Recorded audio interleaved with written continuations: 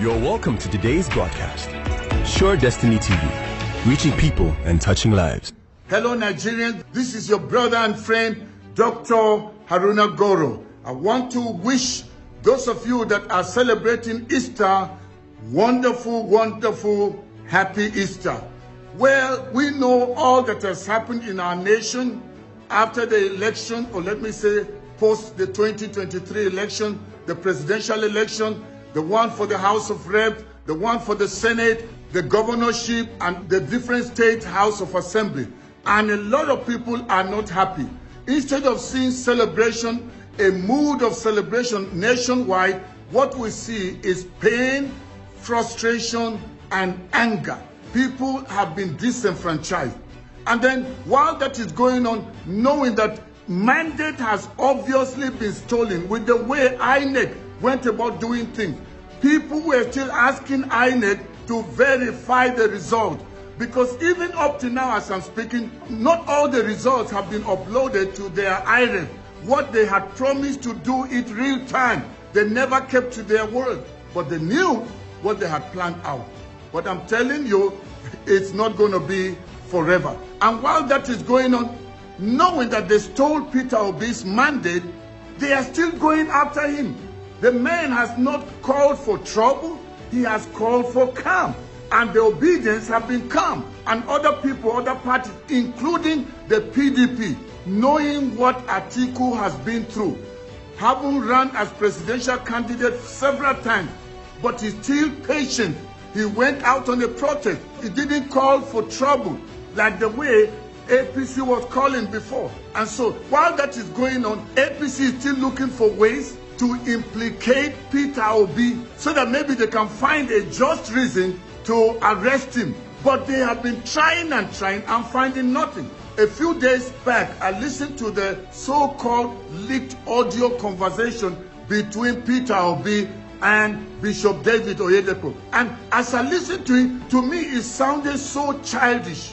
As a northerner, as somebody from Kaduna State, I have heard worse things from Muslim aspirants gathering imams and telling them not to vote for any Christian because no Christian is fit to govern. But in Peter Obi's conversation or phone call, we don't know whether it is doctored or not doctored, and I'm not going to debate that here. But I am talking on the ground that even if there was such a conversation, what was wrong? Let's say Peter Obi actually said, this is a religious war. For me, I would say it's fine. Why? Because Tinubu already declared war. The whole idea of a Muslim ticket in a nation that is already divided because of religion and tribalism, for Tinubu to be insensitive to the feeling of other Nigerians, especially Christians. And he went and got another Muslim, just like El Rufai did in Kaduna State. You can imagine if it was a Christian that got Christian, what would have happened with the Muslim? Would they have agreed? Would they have even voted for such a person? But now, because it's Peter Obi, everybody is up in arms. Oh no, why should Peter Obi say that? Peter Obi is a Christian.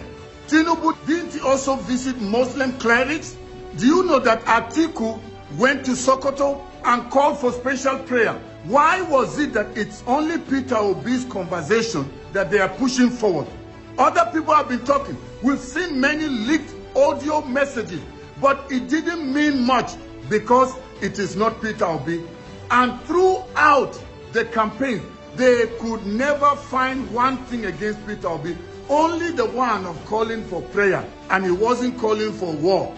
He just says religious war just because of the division that we have. Muslims have been the ones that have been advocating for jihad. We've had them speak. None of them has been charged of treason. None of them has been charged of religious incitement. But Peter Obi is the one. What did even the bishop say? The bishop was not calling for any trouble. Let's even say it is so. All this thing trying to defend. No, it was doctored. It was doctored. I don't care whether it was not doctored or not. What was wrong with the voice? If that was the voice of Oyedepo, what was wrong? So what was he to say? And then Peter Obi, what was Peter Obi talking about? He wasn't calling them to force anybody, to do anything, and suddenly people are up in arms. People like FFK that are talking right now, many of their recordings have come out. The same person has jumped from here to here to here. Today he's defending APC because he's a person that is flippant. He's a person that cannot be trusted. He's a betrayer of the highest order. That's why I don't bother listening to people like Keyamo. Whatever Keyamo is saying, he's waiting to go and get his pay. So what are we talking about? Forget this whole idea of this leaked audio. Tinubu and APC are so threatened.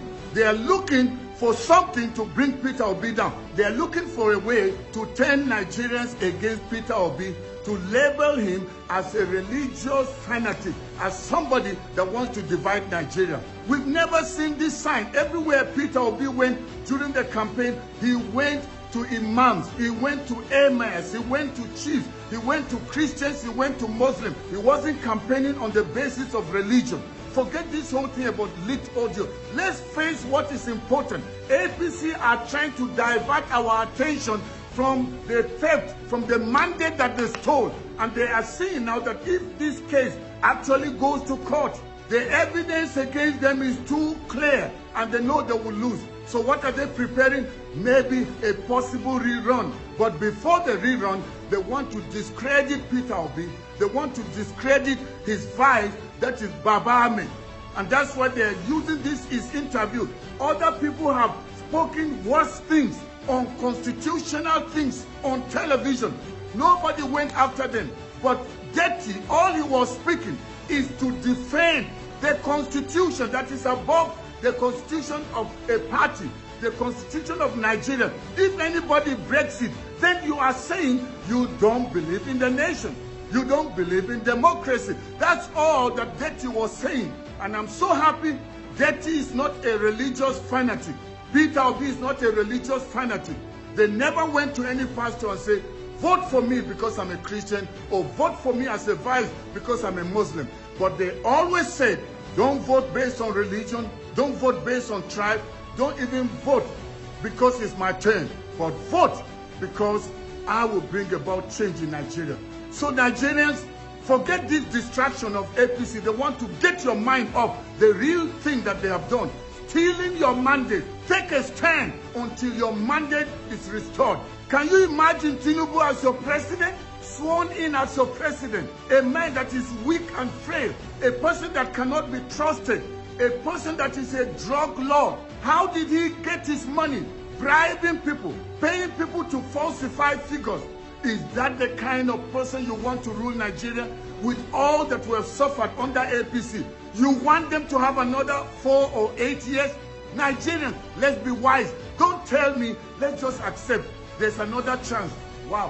One day with APC is like 1,000,000 years of pain and suffering. Too many people have died. And now, this foolishness that we see happening in the Southwest is still part of the scam to distract people. Why are we against the Igbos? What have they done? And I know not all Yorubas are following in that foolishness. People opening their mouth anyhow, talking against Bishop David Oyedepo. All these years, these people have been praying. It is their prayer that is keeping Nigeria together. And then people have their mouth to open anyhow. If every conversation of Tinubu is revealed, is opened up, would you still want to support Tinubu? With all that has come out concerning Tinubu, some of you have still decided to harden your heart because of what you know you are getting from him. And so no matter what he does, we talk about his health, you say it doesn't matter. We talk about this man cannot be trusted. He went and did Muslim ticket, and then when he noticed that Christians were not happy, what did he do? He went and hired fake bishops. Can you imagine Peter Obi doing that? Will there be peace? Will any Muslim have voted for Peter Obi if he went and hired fake people on the street to dress like imams or Muslim clerics? So what are we talking about?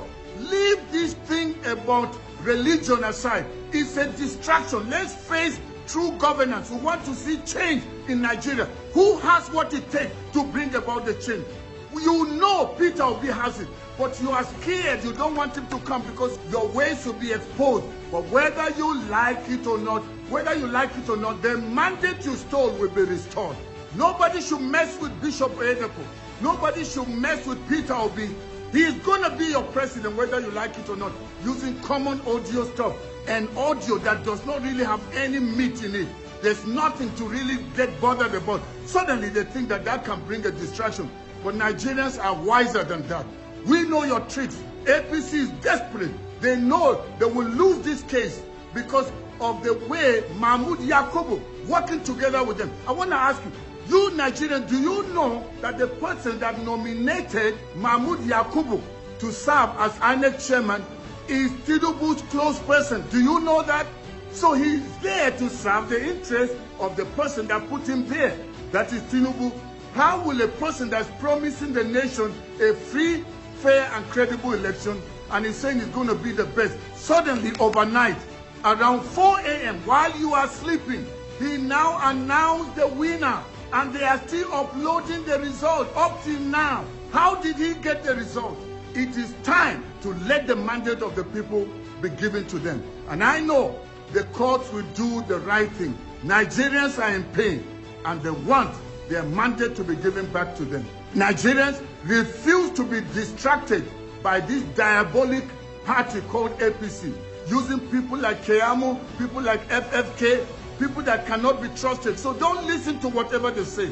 We stand with Bishop Oyedepo and any other cleric, whether Christian or Muslim, that are standing for truth, not their own religious sentiment. Whether you like it or not, a new Nigeria will be born this year. Thank you for remaining optimistic, remaining positive as we await to see the birth of a new Nigeria when Peter Obi and Baba Ahmed will be sworn in as Commander-in-Chief.